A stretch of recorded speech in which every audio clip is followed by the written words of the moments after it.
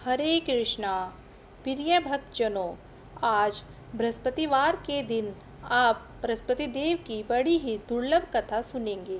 इस कथा को सुनने से भक्तों की सभी मनोकामनाएं भगवान बृहस्पति देव की कृपा से पूर्ण हो जाती हैं। तो आइए बड़े ही श्रद्धा और प्रसन्न चित्त से इस कथा को सुनते हैं। भारतवर्ष में एक प्रतापी और दानी राजा राज्य करता था। वह नित्य गरीबों और ब्राह्मणों की सहायता करता था। यह बात उसकी रानी को अच्छी नहीं लगती थी। वह ना ही गरीबों को दान देती, ना ही भगवान का पूजन करती और राजा को भी दान देने से मना किया करती थी। एक दिन राजा शिकार खेलने वन को गए हुए थे तो रानी महल में अकेली थी। उसी समय बृहस्पति देव साधु के वेश में राजा के महल में भिक्षा लेने के लिए गए और भिक्षा मांगी तो रानी ने भिक्षा देने से इनकार कर दिया और कहा, हे साधु महाराज, मैं तो दान पुण्य से तंग आ गई हूँ। मेरा पति सारा धन लुटाते रहते हैं। मेरी इच्छा है कि हमारा धन नष्ट हो जाए, फिर ना रहेगा बांस और ना बजेगी बांसुरी। साधु ने कहा, देवी, तुम तो बड़ी विचित्र हो। धन संतान तो सभी चाहते हैं, पुत्र और लक्ष्मी तो पापी के घर भी होने चाहिए। यदि तुम्हारे पास अधिक धन है तो भूखों को भोजन दो, प्यासों के लिए प्याऊ बनवाओ, मुसाफिरों के लिए धर्मशालाएं खुलवाओ और जो निर्धन अपनी कुंवारी कन्याओं का विवाह नहीं कर सकते उनका विवाह करा दो। ऐसे और कई काम हैं जिनके करने से तुम्हारा यश लोक और परलोक में फैलेगा। परंतु रानी पर उपदेश का कोई प्रभाव नहीं पड़ा। वह बोली, महाराज, आप मुझे कुछ ना समझाएं। मैं ऐसा धन नहीं चाहती जो जगह जगह बांटती फिरूं। साधु ने उत्तर दिया, यदि तुम्हारी ऐसी इच्छा है तो तथास्तु। तुम ऐसा करना कि बृहस्पतिवार को घर लीपकर पीली मिट्टी से अपना सिर धोकर स्नान करना, भट्टी चढ़ाकर कपड़े धोना। ऐसा करने से आपका सारा धन नष्ट हो जाएगा।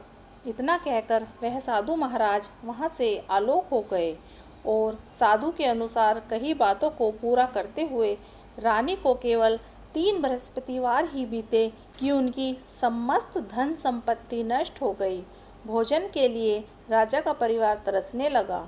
तब एक दिन राजा ने रानी से बोला कि हे रानी, तुम यहीं पर रहो, मैं दूसरे देश को जाता हूँ, क्योंकि यहाँ पर सभी लोग मुझे जानते हैं, इसलिए मैं कोई छोटा कार्य नहीं कर सकता।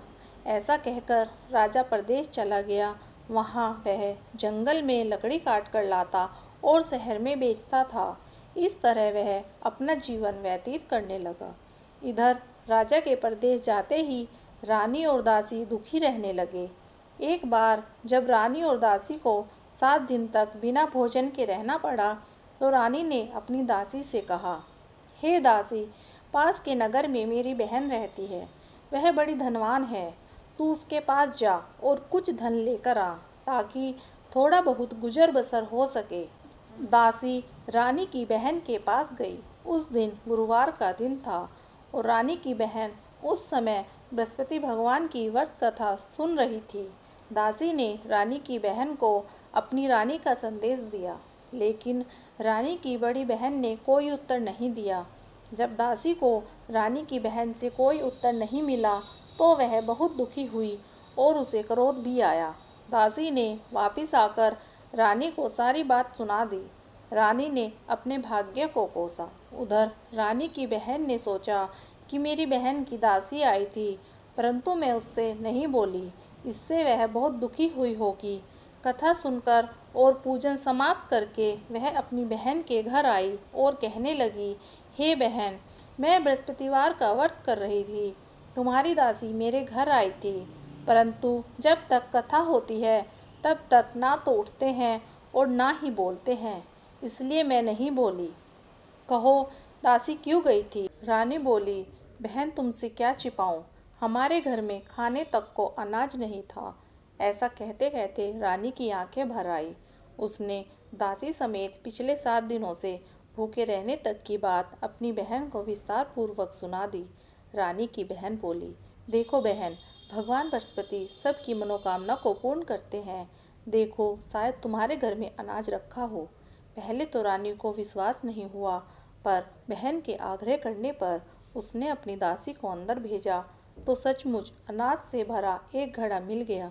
यह देखकर दासी को बड़ी हैरानी हुई।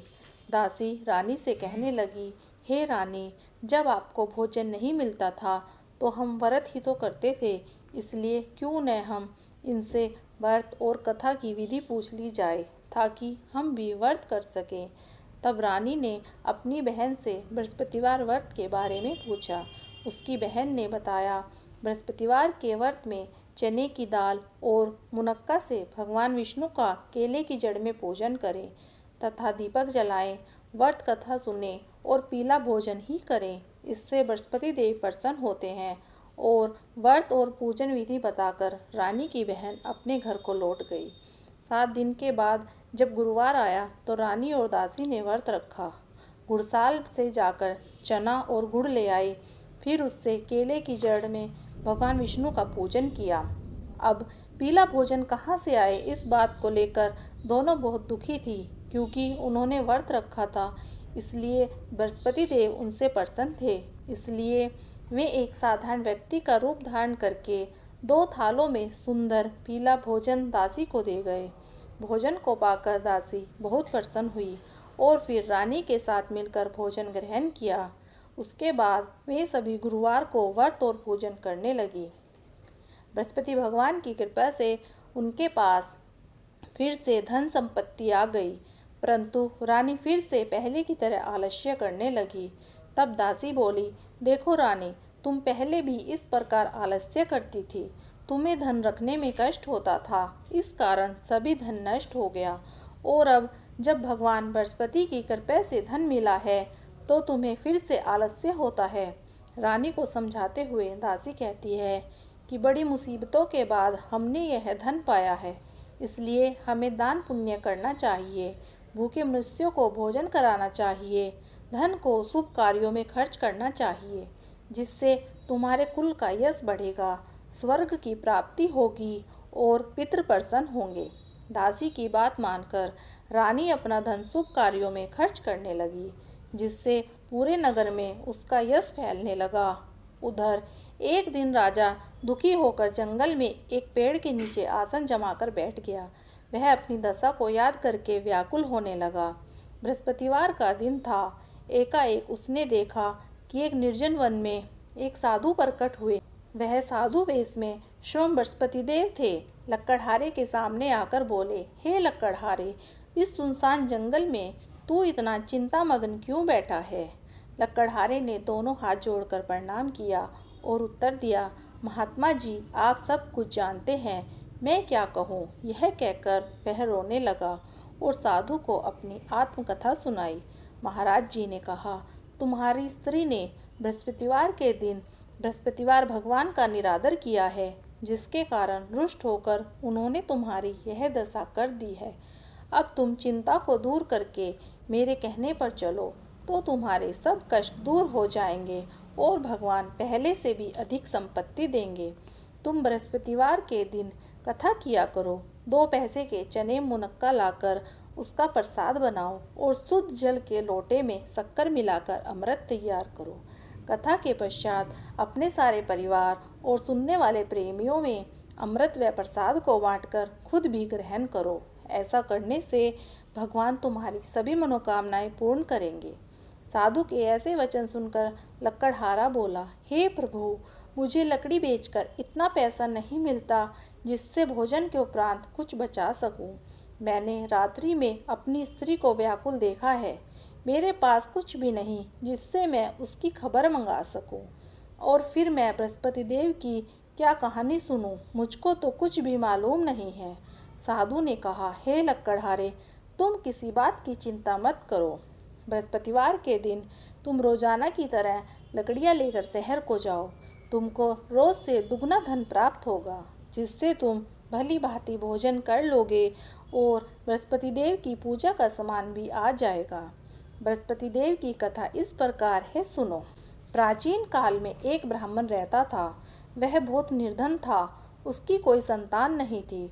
उसकी स्त्री बहुत मलिन के साथ रहती थी। वह स्नान नहीं करती, किसी देवता का पूजन नहीं करती। इससे ब्राह्मण देवता बड़े दुखी थे। बेचारे बहुत कुछ कहते किंतु उसका कुछ परिणाम नहीं निकलता। भगवान की कृपा से ब्राह्मण की स्त्री के कन्या रूपी धन पैदा हुआ। कन्या बड़ी होने पर प्रातःकाल स्नान करके भगवान विष्णु का जाप और भगवान बृहस्पति देव का व्रत करने लगी। अपने पूजन पाठ को समाप्त करके विद्यालय जाती तो अपनी मुट्ठी में जौ भर के ले जाती और पाठशाला के मार्ग में डालती जाती। तब ये जो श्रवण के हो जाते तो लौटते समय उनको बीन कर घर ले आती। एक दिन वह बालिका सूप में उन सोने के जौ को फटक कर साफ कर रही थी। उसके पिता ने देख लिया और कहा, हे बेटी, सोने के जौ के लिए सोने का सूप होना चाहिए। दूसरे दिन बृहस्पतिवार का दिन था। इस कन्या ने व्रत रखा और बृहस्पति देव भगवान से प्रार्थना करके कहा, मैंने आपकी पूजा सच्चे मन से की है तो मेरे लिए सोने का सूप दे दो। बृहस्पति देव ने उसकी प्रार्थना को स्वीकार कर लिया। रोजाना की तरह वह कन्या जौ फैलाती हुई जाने लगी।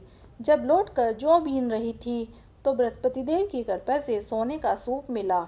उसे वह घर ले आई। उसमें जौ साफ करने लगी, परंतु उसकी माँ का वही ढंग रहा। एक दिन की बात है, वह कन्या सोने के सूप में जौ साफ कर रही थी। उस समय उस शहर का राजपुत्र वहाँ से होकर निकला। इस कन्या के रूप और कार्य को देखकर मोहित हो गया और अपने घर आकर भोजन और जल त्याग कर उदास होकर लेट गया। राजा को इस बात का पता लगा तो अपने प्रधानमंत्री के साथ उसके पास गए और बोले, हे बेटा, तुम्हें किस बात का कष्ट है? किसी ने तुम्हारा अपमान किया अथवा और कोई कारण हो सो कहो। मैं वही कार्य करूँगा जिससे तुम्हें प्रसन्नता हो। अपने पिता की बात राजकुमार ने सुनी तो वह बोला, मुझे आपकी कृपा से किसी बात का कोई दुख नहीं है। किसी ने मेरा अपमान नहीं किया, परंतु मैं उस लड़की से विवाह करना चाहता हूँ जो सोने के सूप में जौ साफ कर रही थी। यह सुनकर राजा आश्चर्य में पड़ गया और बोला, हे बेटा, इस तरह की कन्या का पता तुम ही लगाओ। मैं उसके साथ तेरा विवाह अवश्य ही करवा दूंगा। राजकुमार ने उस लड़की के घर का पता बताया। तब मंत्री उस लड़की के घर गए और ब्राह्मण देवता को सभी हाल बताया। ब्राह्मण देवता राजकुमार के साथ अपनी कन्या का विवाह करने के लिए तैयार हो गए तथा विधि विधान के अनुसार ब्राह्मण की कन्या का विवाह राजकुमार के साथ हो गया। कन्या के घर से जाते ही पहले की भांति उस ब्राह्मण देवता के घर में गरीबी का वास हो गया। अब भोजन के लिए अन्न बड़ी मुश्किल से मिल पाता था। एक दिन दुखी होकर ब्राह्मण देवता अपनी पुत्री के पास गए। बेटी ने पिता की दुखी अवस्था को देखा और अपनी माँ का हाल पूछा। तब ब्राह्मण ने सभी हाल कह सुनाया। कन्या ने बहुत सा धन देकर अपने पिता को विदा कर दिया। इस तरह ब्राह्मण का कुछ समय सुखपूर्वक व्यतीत हुआ। कुछ दिन बाद फिर वही हाल हो गया। ब्राह्मण फिर अपनी कन्या के पास गया और सारा हाल कहा तो लड़की बोली, हे पिताजी, आप माताजी को यहाँ ले आओ। मैं उन्हें विधि बता दूंगी जिससे उनकी गरीबी दूर हो जाएगी। वह ब्राह्मण देवता अपनी स्त्री को साथ लेकर पहुँचे तो अपनी माँ को समझाने लगी, हे माँ, तुम प्रातःकाल प्रथम स्नान करके विष्णु भगवान का पूजन करो तो सब दरिद्रता दूर हो जाएगी। परंतु उसकी माँ ने एक भी बात नहीं मानी और प्रातःकाल उठकर अपनी पुत्री के बच्चों की जूठन को खा लिया, जिससे उसकी पुत्री को बहुत गुस्सा आया।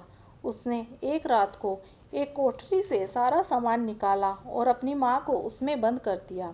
प्रातःकाल उसे निकाल कर स्नान आदि करा के पूजा पाठ करवाया तो उसकी माँ की बुद्धि ठीक हो गई।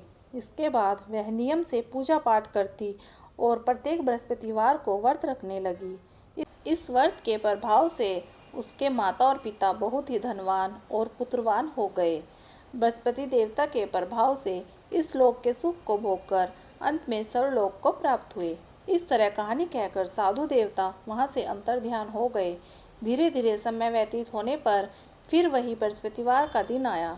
लकड़हारा जंगल से लकड़ी काटकर किसी शहर में बेचने गया। उसे उस दिन और दिन से अधिक पैसा मिला। राजा ने चना गुड़ आदि लाकर गुरुवार का व्रत किया। उस दिन उसके सभी क्लेश दूर हो गए, परंतु जब दोबारा गुरुवार का दिन आया तो बृहस्पतिवार का व्रत करना भूल गया। इस कारण बृहस्पति भगवान नाराज हो गए।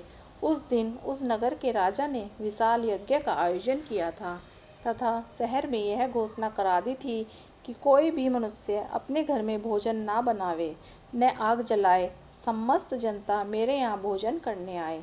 इस आज्ञा को जो ना मानेगा उसे फांसी की सजा दी जाएगी। इस तरह की घोषणा संपूर्ण नगर में करवा दी गई। राजा की आज्ञा के अनुसार शहर के सभी लोग भोजन करने गए, लेकिन लकड़हारा कुछ देर से पहुंचा, इसलिए राजा उसको अपने साथ अपने घर ले गए और ले जाकर भोजन करा रहे थे तो रानी की दृष्टि उस खूंटी पर पड़ी जिस पर उसका हार लटका हुआ था। वह वहां पर दिखाई नहीं दिया। रानी ने निश्चय किया कि मेरा हार इस मनुष्य ने चुरा लिया है। उसी समय सिपाहियों को बुलाकर उसको कारागार में डलवा दिया। जब लकड़हारा कारागार में पड़ गया और बहुत ही दुखी होकर विचार करने लगा कि ना जाने कौन से पूर्व जन्म के कर्म से मुझे यह दुख प्राप्त हुआ है, और उसी साधु को याद करने लगा जो जंगल में मिले थे। उसी समय तत्काल बृहस्पति देव साधु के रूप में प्रकट हुए और उसकी दशा को देखकर कहने लगे, हे मूर्ख, तूने बृहस्पति देव की कथा नहीं करी, इस कारण तुझे दुख प्राप्त हुआ है। अब चिंता मत कर। बृहस्पतिवार के दिन कारागार के दरवाजे पर 4 पैसे पड़े मिलेंगे, उनसे तू बृहस्पति देव की पूजा करना, तेरे सभी कष्ट दूर हो जाएंगे। बृहस्पतिवार के दिन उसे 4 पैसे मिले। लकड़हारे ने कथा कही। उसी रात्रि को बृहस्पति देव ने उस नगर के राजा को सपने में कहा, हे राजा, तुमने जिस आदमी को कारागार में बंद किया है वह निर्दोष है, वह राजा है, उसे छोड़ दो।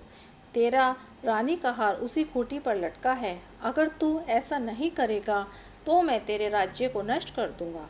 इस तरह रात्रि के सोपन को देखकर राजा प्रातःकाल उठा और खूंटी पर हार देखकर लकड़हारे को बुलाकर क्षमा मांगी और लकड़हारे को योग्य वस्त्र आभूषण देकर विदा किया। बृहस्पति देव की आज्ञा के अनुसार लकड़हारा अपने नगर को चल दिया। राजा जब अपने नगर के निकट पहुंचा तो उसे बड़ा आश्चर्य हुआ। नगर में पहले से भी अधिक बाग, तालाब हुए तथा बहुत सी धर्मशालाएं, मंदिर आदि बन गए थे। राजा ने पूछा, यह किसका बाग और धर्मशाला है? तब नगर के सब लोग कहने लगे, यह सब रानी और बांदी के हैं। तो राजा को आश्चर्य हुआ और गुस्सा भी आया। जब रानी ने यह खबर सुनी कि राजा आ रहे हैं तो उन्होंने दासी से कहा, हे दासी, देख राजा हमको कितनी बुरी हालत में छोड़ कर गए थे। हमारी ऐसी हालत देखकर वह लौट ना जाए, इसलिए तू दरवाजे पर खड़ी हो जा। आज्ञा के अनुसार दासी दरवाजे पर खड़ी हो गई। राजा आए तो उन्हें अपने साथ ले आई। तब राजा ने क्रोध करके अपनी रानी से पूछा कि यह धन तुम्हें कैसे प्राप्त हुआ? तब उन्होंने कहा, हमें यह सब धन बृहस्पति देव के व्रत के प्रभाव से प्राप्त हुआ है। राजा ने निश्चय किया कि 7 रोज बाद तो सभी बृहस्पति देव का पूजन करते हैं, परंतु मैं प्रतिदिन दिन में 3 बार कहानी और रोज व्रत किया करूँगा। अब हर समय राजा के दुपट्टे में चने की दाल बंधी रहती। एक दिन राजा ने विचार किया कि चलो अपनी बहन के यहाँ हो आवें। इस तरह निश्चय करके राजा घोड़े पर सवार होकर अपनी बहन के यहाँ को चलने लगा। मार्ग में उसने देखा कि कुछ आदमी एक मुर्दे को लिए जा रहे हैं। उन्हें रोककर राजा कहने लगा, अरे भाइयों, मेरे बृहस्पति देव की कथा को सुन लो। वे बोले, हमारा तो आदमी मर गया, इसको अपनी कथा कहने की पड़ी है। परंतु कुछ आदमी बोले, अच्छा कहो, हम तुम्हारी कथा भी सुनेंगे। राजा ने दाल निकाली और जब कथा आदि हुई तो मुर्दा हिलने लग गया, और जब कथा समाप्त हुई तो मनुष्य राम राम करके खड़ा हो गया। आगे मार्ग में उसे किसान खेत में हल चलाता मिला तो राजा ने उसे देखकर बोला, हे भैया, तुम मेरे बृहस्पति देव की कथा सुन लो। किसान बोला, जब तक मैं तेरी कथा सुनूंगा 4 हरैया और जोत लूँगा। जा अपनी कथा किसी और को सुनाना। इस तरह राजा आगे चलने लगा। राजा के हटते ही बैल पछाड़ खाकर गिर गए और किसान के पेट में बड़ी जोर का दर्द होने लगा। उस समय उसकी माँ रोटी लेकर आई थी और उसने देखा तो अपने पुत्र से सब हाल पूछा तो बेटे ने सभी हाल कह दिया। तो बुढ़िया दौड़ी दौड़ी उस घुड़सवार के पास गई और बोली, मैं तेरी कथा सुनूंगी, तू अपनी कथा मेरे खेत पर चलकर ही कहना। राजा ने बुढ़िया के खेत पर जाकर कथा कही। कथा जिसको सुनते ही उसके बैल खड़े हो गए तथा किसान के पेट का दर्द भी बंद हो गया। राजा अपनी बहन के घर पहुंचा। बहन ने भाई की खूब मेहमानी की। दूसरे रोज प्रातःकाल राजा जागा तो वह देखने लगा सब लोग भोजन कर रहे हैं। राजा ने अपनी बहन से कहा, ऐसा कोई मनुष्य है जिसने भोजन नहीं किया हो, जो मेरे बृहस्पति भगवान की कथा सुन ले। बहन बोली, हे भैया, यह देश ऐसा ही है। पहले यहाँ लोग भोजन करते हैं, बाद में अन्य काम करते हैं। अगर कोई पड़ोस में हो तो मैं देख आऊँ। वह ऐसा कहकर देखने चली गई, परंतु उसे कोई ऐसा व्यक्ति नहीं मिला जिसने भोजन ना किया हो। अंततः वह एक कुम्हार के यहाँ गई जिसका लड़का बीमार था। उसे मालूम हुआ कि उसके यहाँ 3 रोज से किसने भोजन नहीं किया। रानी ने अपने भाई की कथा सुनने के लिए कुम्हार से कहा। वह तैयार हो गया। राजा ने जाकर बृहस्पतिवार की कथा कही, जिसको सुनकर उसका लड़का ठीक हो गया। अब तो राजा की प्रशंसा होने लगी।